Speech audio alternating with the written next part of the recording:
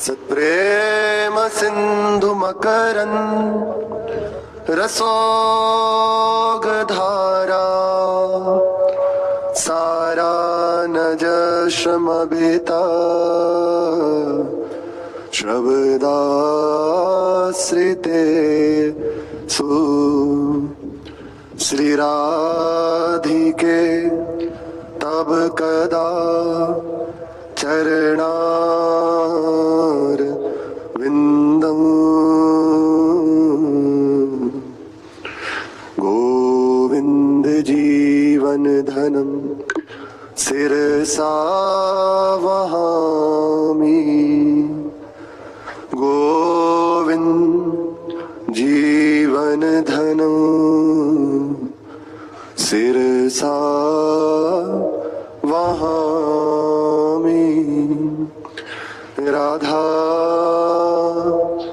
राधा राधा राधा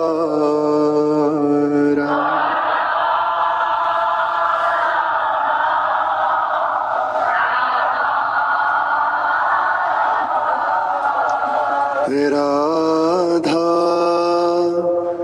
राधा राधा राधा राधा राधा राधा राधा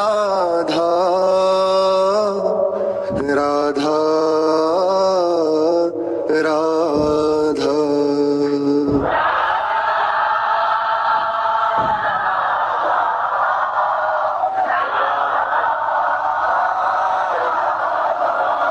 राधा राधा राधा राधा राधा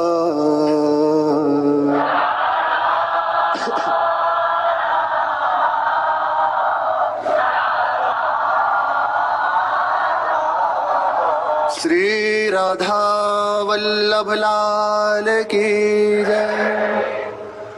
यस्याः कदापि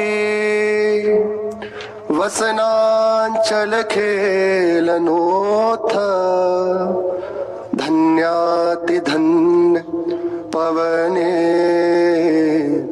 कृतार्थमानि योगिंद्र दुर्गम गतिर मधुसूदनोऽपि तस्या नमोस्तु वृषभानुभुवो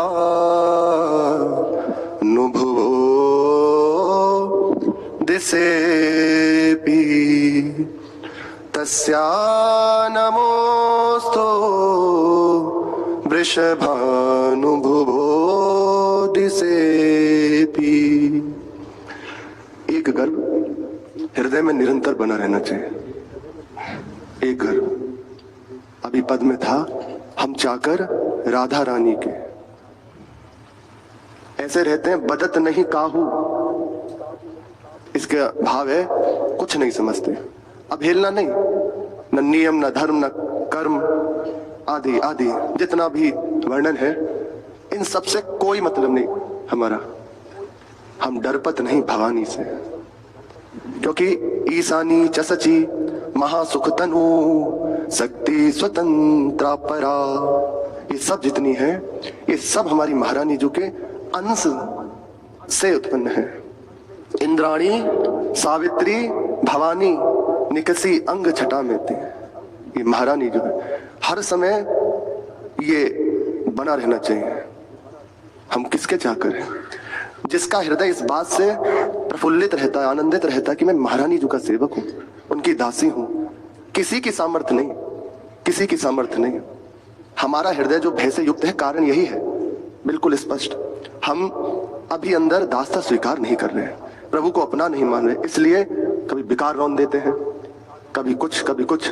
जब मन जैसा चाहता है वो अपना कार्य कर देता है, सामर्थ्य नहीं रहती। दास्ता जहां हृदय से स्वीकार हो गई, मेरी महारानी, अब ना मन की सामर्थ्य, न बाहर किसी की सामर्थ्य।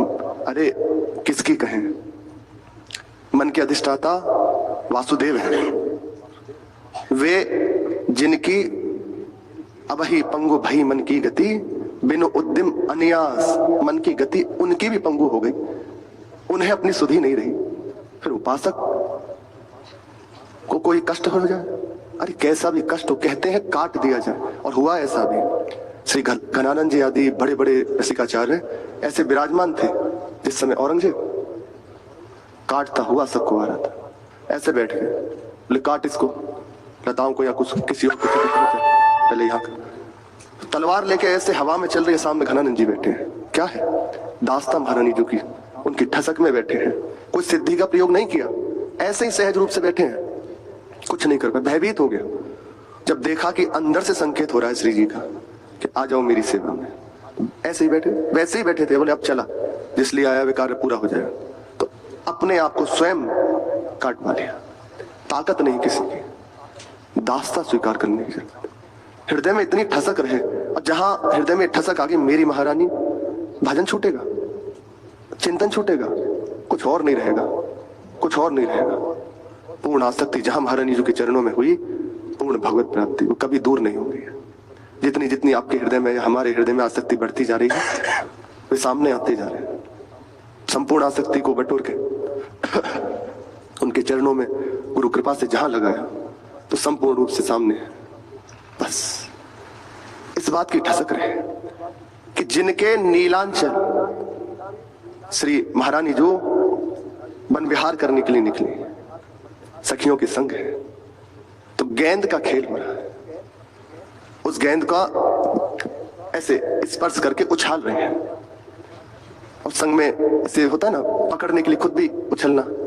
तो उछालने के बाद जब उस स्वयं ऐसे बहुत कौतुकी हाथ में लेने के लिए उछली, तो नीलांचल का छोर ऐसे फहरा रहा है, उसका स्पर्श करके जब पवन बह रही है और श्री लालजू महाराज वही हैं, समीप में ही हैं, उसको स्पर्श करते हैं, उनका श्रीअंग, तो अपने आप को कृतार्थ मानते हैं, धन्याति धन्य मानते हैं। अहो भाग्य कि श्री स्वामी जी के श्रीअंग का स्पर्श मुझे प्राप्त हो रहा है, धन्याति धन्य पवनेन, कृतार्थ माने, अपने आप को कृतार्थ समझ लेते हैं।